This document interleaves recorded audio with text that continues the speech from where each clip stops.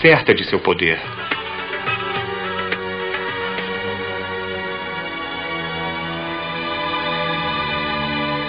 Como se pode recuperar uma época desaparecida através de algumas estátuas quebradas e restos de antigos manuscritos?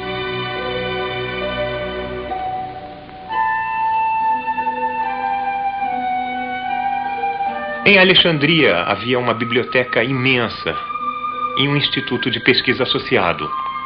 E neles trabalhavam as melhores mentes do mundo antigo.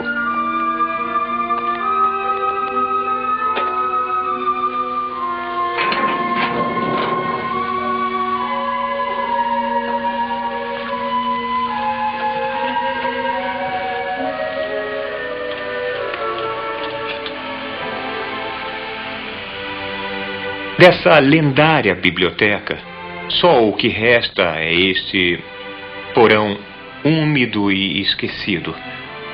Ele fica no anexo da biblioteca, o Serapeum, que era um templo, mas depois foi reconsagrado para o conhecimento.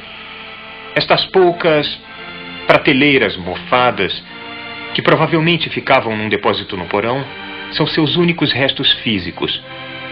Mas isto aqui foi outrora o cérebro e a glória da maior cidade do planeta Terra.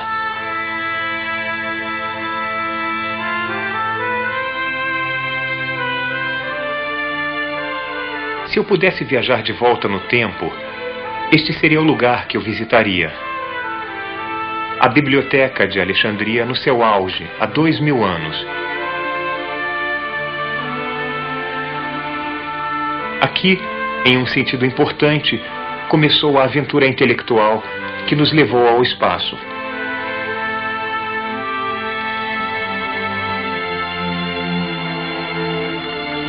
Todo o conhecimento do mundo antigo já esteve abrigado por estas paredes de mármore.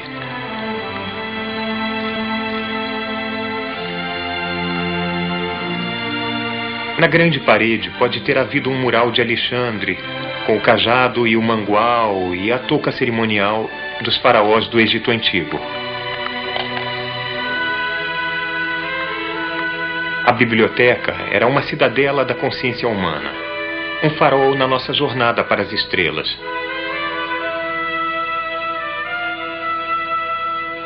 Foi o primeiro instituto de pesquisa verdadeiro na história do mundo. E o que eles estudavam? Eles estudavam tudo. Estudavam todo o cosmo. Cosmo é uma palavra grega que quer dizer ordem do universo. De certo modo, é o oposto de caos. Ela implica uma profunda interconectividade de todas as coisas. O modo intrincado e sutil como o universo é reunido. O gênio florescia aqui. Além de Eratóstenes, havia o astrônomo Hiparco, que mapeou as constelações e estabeleceu o brilho das estrelas.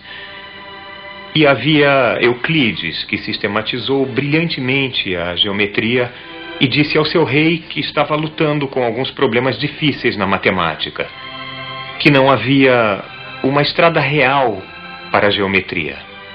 Havia Dionísio da Trácia, o homem que definiu as partes do discurso, substantivos, verbos, etc., que fez pela linguagem, de certo modo, o que Euclides fez pela geometria. Havia Hierófilo, um fisiologista que identificou o cérebro e não o coração como o centro da inteligência.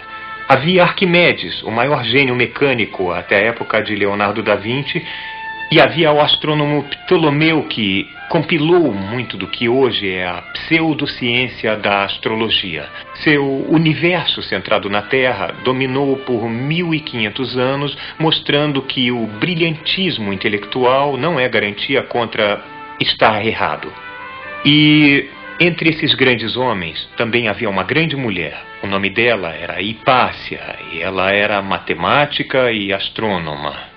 A última luz da biblioteca, cujo martírio está ligado à destruição deste lugar 7 séculos depois dele ter sido fundado.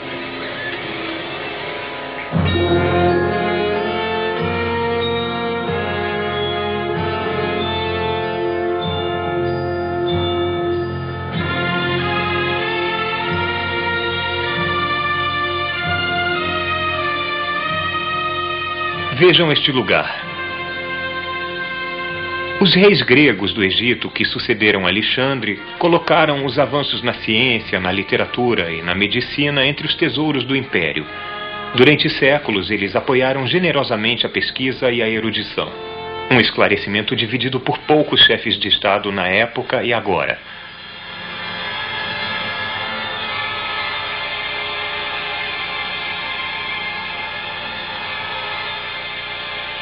Neste grande salão havia 10 grandes laboratórios de pesquisa.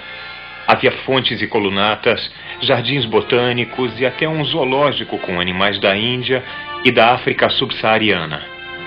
Havia salas de dissecações e um observatório astronômico. Mas o tesouro da biblioteca, consagrada ao deus Serapis, construída na cidade de Alexandre, era sua coleção de livros. Os organizadores da biblioteca varreram todas as culturas e línguas do mundo atrás de livros. Eles mandaram agentes ao exterior para comprar bibliotecas. Os navios comerciais que atracavam no porto de Alexandria eram vasculhados pela polícia. Não para encontrar contrabando, mas livros. Eles pegavam emprestados os pergaminhos, os copiavam e devolviam aos donos. Até serem estudados, esses pergaminhos eram guardados em grandes pilhas chamadas de livros dos navios. É difícil saber os números exatos, mas parece que a biblioteca continha, em seu apogeu, quase 1 milhão de pergaminhos.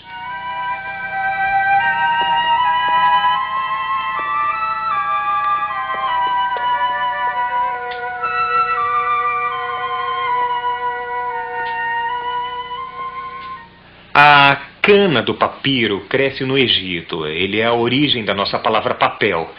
E cada um dos volumes daquele 1 milhão que existia nesta biblioteca foi escrito à mão em pergaminhos de papiro. O que aconteceu com aqueles livros todos?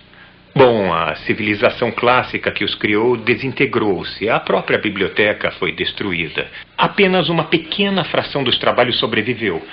E do resto sobraram apenas fragmentos espalhados de dar dó.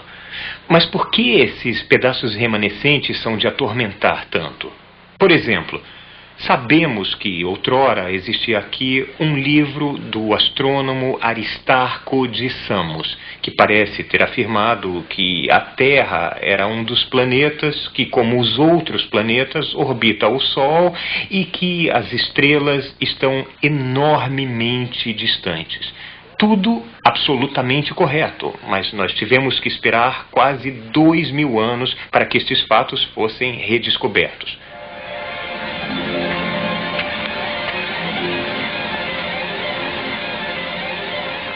As pilhas de astronomia na Biblioteca de Alexandria. Hiparco, Ptolomeu, aqui está. Aristarco. Este é o livro. Como eu adoraria poder ler este livro.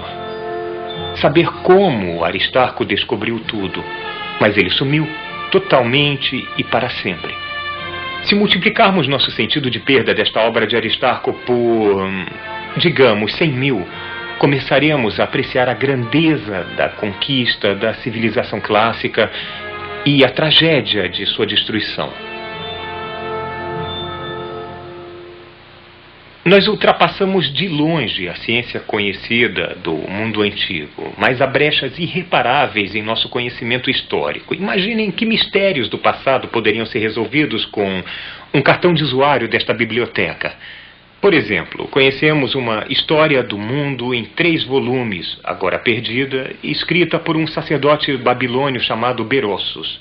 O volume 1 lidava com o intervalo da criação do mundo até a grande inundação, um período que ele dizia ter 432.000 anos, ou cerca de 100 vezes mais longo do que a cronologia do Antigo Testamento. Que maravilhas havia nos livros de Berossus! Mas por que eu trouxe vocês 2.000 anos atrás até a Biblioteca de Alexandria? Porque foi quando e onde nós humanos, pela primeira vez, reunimos séria e sistematicamente o conhecimento do mundo.